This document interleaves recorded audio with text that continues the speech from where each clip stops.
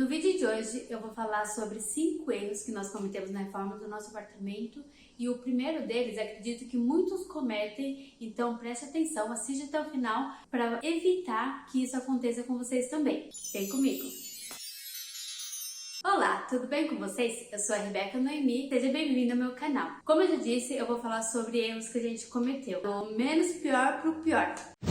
Em quinto lugar, digamos que é o mais simples, talvez, de resolver e tal, é que nós não colocamos nenhuma tomada no corredor. Eu vou mostrar pra vocês o tamanho que ele é e já sentimos falta disso e esse com certeza é um erro que não poderia ter acontecido. Olha, esse aqui é o tamanho do nosso corredor. Como vocês podem ver, ó, a única tomada que tem aqui é o interruptor de luz, certo? Da cozinha e do corredor. E é isso. Esse espaço todo, nós não colocamos nenhuma tomada e já fez bastante falta. Esse das tomadas não é uma coisa muito absurda. Com uma extensão pode resolver. O meu marido, normalmente, ele faz barba e cabelo em casa mesmo. Como o banheiro é bem pequeno, uma tomada no corredor simplificaria bastante esse processo, daria menos trabalho.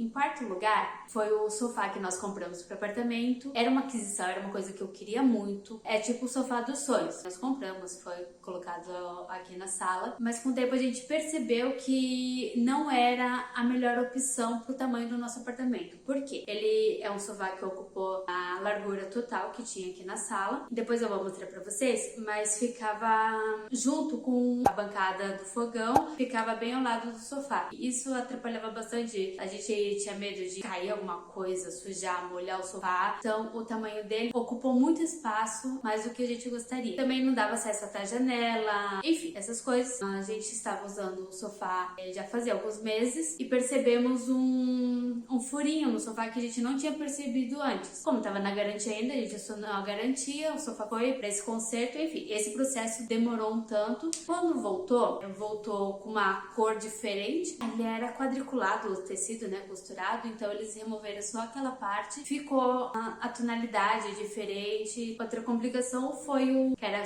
aquele sofá retrátil e reclinável, então a parte da corrediça dele ficou travando. E é claro, a gente entrou em contato novamente com a loja, perguntamos se tinha a opção de trocar o sofá. Acreditamos que era muito mais simples se eles fossem trocar o sofá por um novo do que ficar esse vai e volta de logística, de transporte, conserta, volta e essas coisas. E como a gente já não estava mais satisfeito com o tamanho do sofá também, e nós percebemos com o tempo que não era a melhor solução, tipo o sofá daquela forma, não tinha mesa, não tinha cadeiras, então para receber visita complicava um pouco. Como estava dando esse problema com o sofá e a gente precisava de dinheiro, eu perguntei na loja se tinha essa possibilidade, a gente só fazer a devolução do sofá, eles devolveram o dinheiro e por incrível que pareça foi mais simples do que eu pensei, foi dado um bom atendimento pra gente mesmo nessa hora de devolução e a gente recebeu o dinheiro de volta. Então agora a gente optou por colocar a mesa e acredito que vai ser uma coisa muito mais fácil e mais útil pra gente no dia a dia. Como eu já fiz essa alteração na sala e eu não gravei antes, eu vou deixar daí pra vocês algumas fotos como tava,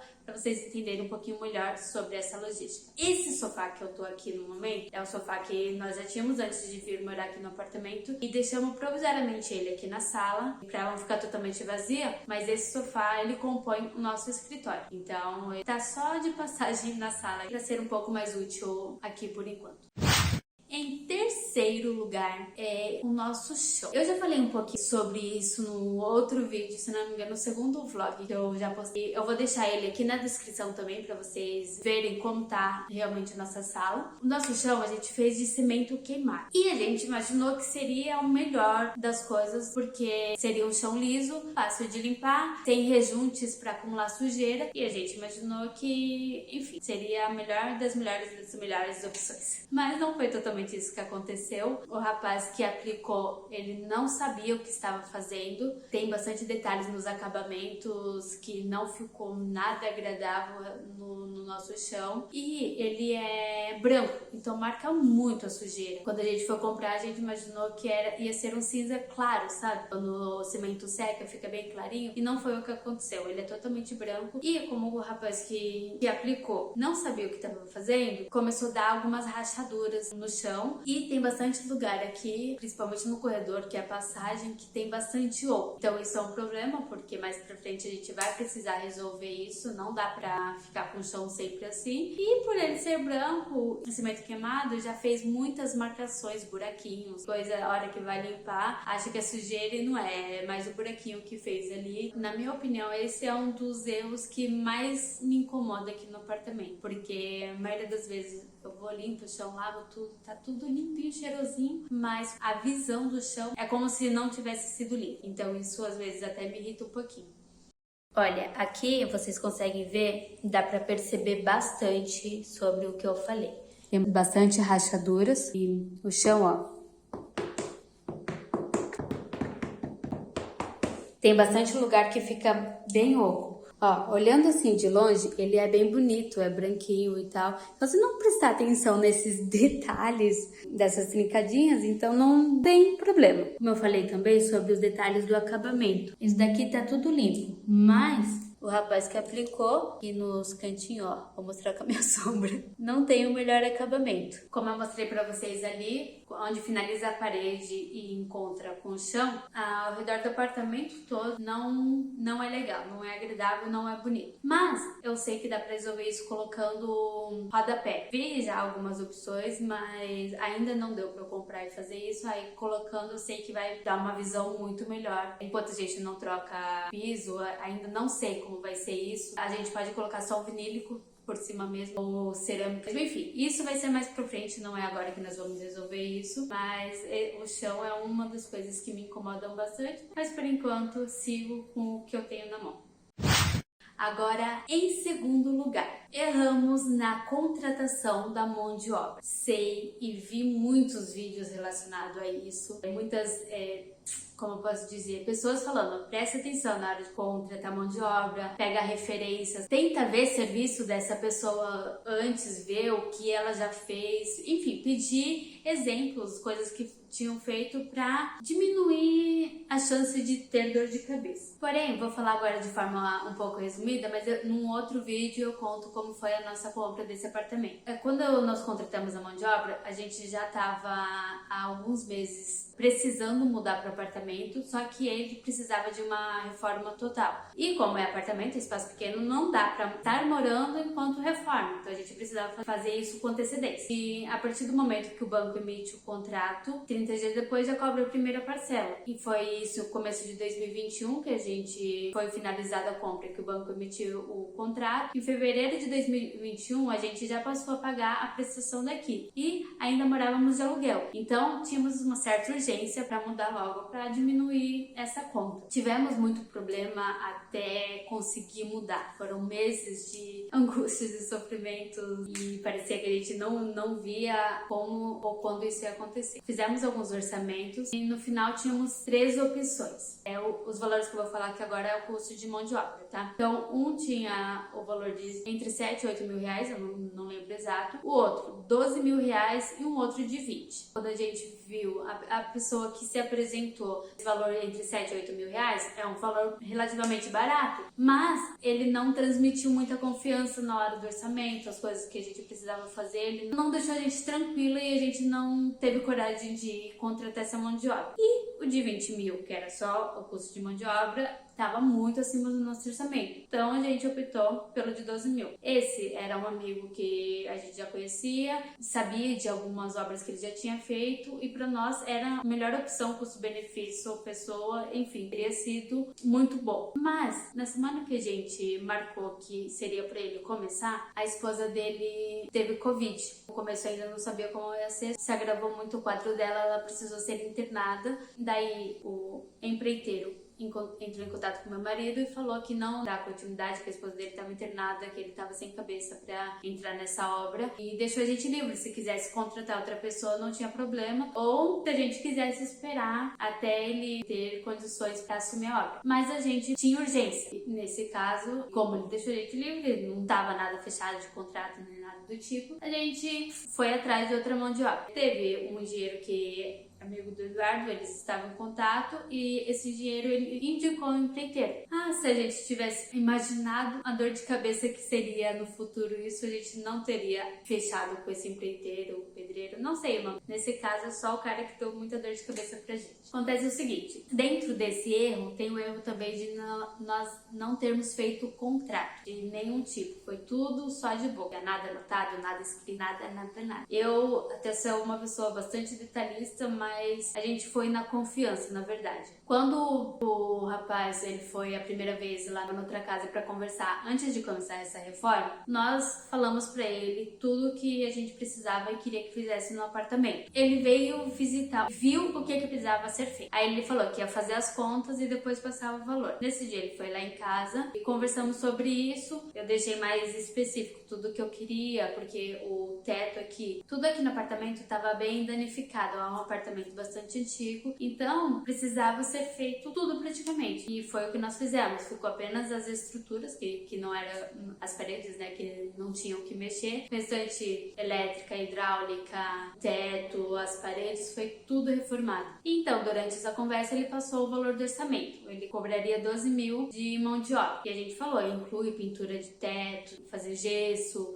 as pinturas da parede, inclui tudo. Ele, sim. Tá tudo incluso, tudo ok. Inclusive, nesse dia ele foi com um pintor que era o rapaz, outro que trabalhava com ele também. E a gente foi e falou o que queria e ele falou ok. Uma semana depois dessa reunião, marcou pra ele começar a reforma aqui. Começou no dia 21 de junho de 2021. Inclusive, era o dia que ele estava comemorando o aniversário de casamento. E depois de tanta dor de cabeça que a gente já tinha tido antes, a gente comemorou bastante, inclusive. Poxa, finalmente vai começar essa reforma. A gente já tava há alguns meses pagando prestação de aluguel e apartamento, uns 2 ou 3 meses mais ou menos antes de a gente mudar. O dono da casa pediu a casa, que ele precisava ir morar um tempo lá onde a gente estava morando. Então tudo contribuiu pra gente ter bastante urgência dessa reforma e o rapaz ele deu prazo de 6 semanas, que é mais ou menos um mês e meio, um pouco mais. A gente calculou, tem riscos de atraso, vamos colocar 2 meses, então 8 semanas. E a gente ficou nessa expectativa, né, fechar 2 meses e a gente conseguiu mudar com tudo zeradinho, o apartamento ok, a gente até ter tempo para limpar a limpeza pós-obra com antecedência para não ter preocupação quando a gente mudar, é só organizar a mudança mesmo. Doce ilusão, não foi o que aconteceu.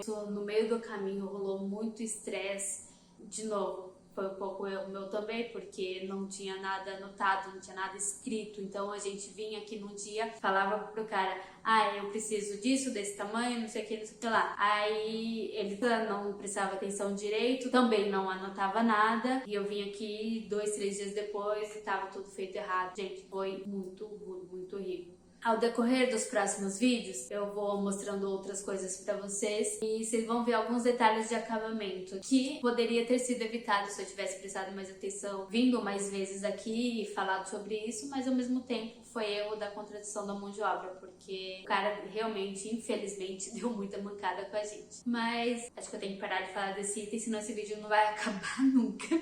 E como eu disse lá no começo do vídeo, esse você tem que prestar muita atenção, porque se você não cuidar e não fizer esse acerto direitinho, a chance é muito grande de você cometer esse erro e com certeza vai atrapalhar todo o restante. Em primeiro lugar é não calcular o valor que seria gasto e ajustar o orçamento para fazer essa reforma. Gente, se eu pudesse imaginar pelo que eu estaria passando um ano depois de começar essa reforma, eu teria feito tanta coisa diferente, mas tanta, que vocês não têm ideia. Quando a gente decidiu comprar esse apartamento, a gente estava numa condição razoável, foi o final de 2020. A gente tinha acabado de vender uma empresinha que a gente tinha, que era de comunicação, e surgiu a oportunidade da compra do apartamento. Nós viemos, visitamos ele, decidimos que íamos sim dar continuidade na compra, mas vimos que ele precisava de uma reforma geral, como eu já falei. Esse condomínio é tem quase 40 anos, então são apartamentos e construções muito antigas. Pelo que a gente pode perceber, esse apartamento era a mesma coisa desde que foi construído, tipo os azulejos que tinha na parede da cozinha, como era o banheiro, sem acabamento nenhum, tudo muito feio. E não dava pra gente morar do jeito que tava. Só que a gente sempre imaginou, poxa, a gente compra, imaginou, vamos supor que seja o processo burocrático por um mês, daí nesse período a gente já vai orçando mão de obra, aí depois, sei lá, deu início nesse processo em novembro de 2020 e a gente imaginou, acho que até entre fevereiro e março de 2021 já tá tudo concluído, com obra, com reforma, com tudo. Mas não foi o que aconteceu. Foi meio da pandemia, durante as festas de final do ano, né? Que é novembro, dezembro, janeiro, aquela bagunça que é os lugares atendendo com horários reduzidos e juntou todos os feriados prolongados. Então isso demorou bastante. A emoção do contrato foi acontecer só em janeiro de 2021. Deu bastante outros problemas. E ó, de quando a gente emitiu o contrato até começar a reforma foram 5 meses. E esse período a gente viu que tava perdendo dinheiro, mas não tinha o que fazer. Foi o que aconteceu, como eu disse. Em outro vídeo eu vou deixar só pra contar toda a história relacionada ao apartamento. Mas a gente tinha vendido essa empresinha, a gente não sabia exatamente quando ia receber. Mas com o valor, faz a reforma, vai pra lá ficar sem dívida, né, a longo prazo, mas a gente não calculou. A gente sabia o que queria fazer no apartamento, nas reformas, mas não tinha ideia o quanto seria gasto para isso. Nós removemos parede, o banheiro foi reformado inteirinho, o azulejo, as louças, tudo foi tirado, trocado, colocado box. Na cozinha foi praticamente tudo de eletros que eu já tinha. Eu trouxe foi geladeira e micro-ondas. As outras coisas eu comprei também. Fora todo o custo de material, areia, cimento, coisas de acabamento, o tijolinho da bancada. No escritório a gente precisava fazer tudo também, porque são 2 dormitórios e um deles é o nosso escritório. Então precisava da bancada, computadores, prateleiras, o chão, no caso, nos quartos são laminados, então precisava disso. Enfim, a gente imaginava que nesse rolê todo dessa reforma fôssemos gastar 20 mil reais. Teria sido um sonho ter ficado dentro desse orçamento, mas não foi o que aconteceu e ficou muito longe disso. Só de mão de obra do custo do pedreiro ficou 12 mil reais. Aí depois a gente tinha conversado, ele tinha falado tudo ok, tudo incluso. Depois, quando a gente foi falar do gesso que precisava colocar, aí ele falou: não, o gesso não tá incluso, porque precisou rebaixar o teto, né, pra dar um melhor acabamento. Falou: não, isso não tá incluso, não tá. E a gente precisava fazer, não tinha mais o que fazer. A gente fechou com ele mesmo, passar massa corrida e pintura no teto, e o gesso a gente teve que contratar outra mão de obra. Nisso aumentou mais 2 mil reais. Então, nesse rolê de custo de mão de obra, ficou em... não tenho dedos pra tudo. 14 mil reais. Fora todo o restante dos custos, né? Estando no meio da pandemia, a gente não tinha ideia, mas, meu Deus, como as coisas estavam caríssimas. A gente se assustou bastante com tudo isso. Mas, de novo, a gente precisava fazer, não dava pra... Hoje em dia, eu teria feito bastante coisa diferente. Mas na época, na minha cabeça, como eu queria tudo reformado de uma vez e não precisar mexer com obra por mais uns 50 anos, eu falei, não, a gente precisa fazer tudo antes de mudar. Aí quando a gente foi ver tudo que a gente ia gastar, gente, eu me assustei. Mas não tinha como voltar atrás, porque a gente já tinha contratado mão de obra, já estavam mexendo no apartamento. Depois a gente viu que a fiação, a parte elétrica total, também precisava trocar tudo, então, inclusive isso foi outro custo de material que a gente não tinha contado. Não esperava que fosse gastar mais a mão de obra do eletricista, que foi a parte também do que a gente já tinha pago e contratado, mas precisava fazer e seguimos fazendo. No final de tudo, a gente gastou 3 vezes mais do que a gente tinha imaginado. Usamos nossa reserva, que era para emergência, usamos a reserva que todo ano eu tento fazer específica para uma viagem no final do ano ou algumas viagens de excursão no meio do ano. Tudo que a gente tinha poupado anteriormente e o que estava entrando, estava dando para manter nosso custo mensal e o restante foi tudo para apartamento. Reforma, móveis, construção. Ai, gente, que desespero. Mas foi isso que aconteceu, erramos em bastante coisa. Hoje em dia eu vejo, se poderia ter não feito isso ou feito de forma mais barata. Conforme eu for falando nos próximos vídeos, vocês vão ver bastante detalhes aqui. Por falta de dinheiro, a gente ainda não concluiu, que a gente pensa em colocar LED ao redor do gesso, colocar aquele cortineiro com a cortina grande e tal. Mas algumas coisas isso ainda não foi concluído porque faltou a grana. Por quê? Porque a gente errou o nosso orçamento, caramba. Não façam isso, gente, pelo amor de Deus. Calcule sempre. Por mais que possa demorar um pouquinho mais para dar início na reforma, na obra, no projeto de vocês, gente, calculem, sentem, conversem, pesquisem, vão atrás de orçamentos, façam. Gente, eu até fiz bastante, mas não foi o suficiente. Sempre queiram mais opções, porque com certeza isso teria simplificado muito o nosso processo aqui nessa reforma. Talvez não teria coisas pra fazer depois, sabe? Teria concluído a reforma. E é isso, gente. Pesquisem bastante, busquem referências, estudem possibilidades, façam o orçamento direitinho pra evitar cometer esses erros. Com certeza vai te aliviar e evitar que você tenha dor de cabeça, né, no meio do caminho. Se inscreva no canal e ative o sininho para receber notificações dos próximos vídeos. Eu vou fazer aqui uma sequência ou uma série, sei lá, vou postar alguns vídeos relacionados a erros e acertos que cometemos na reforma. Sei que esse tipo de vídeo ajuda bastante, então compartilhe, envie para pessoas que estão fazendo obras ou vão começar a fazer reforma e tal, para que assim elas não cometam esses erros. E não esquece de curtir, que assim o YouTube recomenda esse vídeo para mais pessoas e assim a nossa comunidade vai crescer, certo? Eu espero que vocês tenham gostado. Muito obrigada por me assistir até aqui. Até o próximo vídeo. Tchau!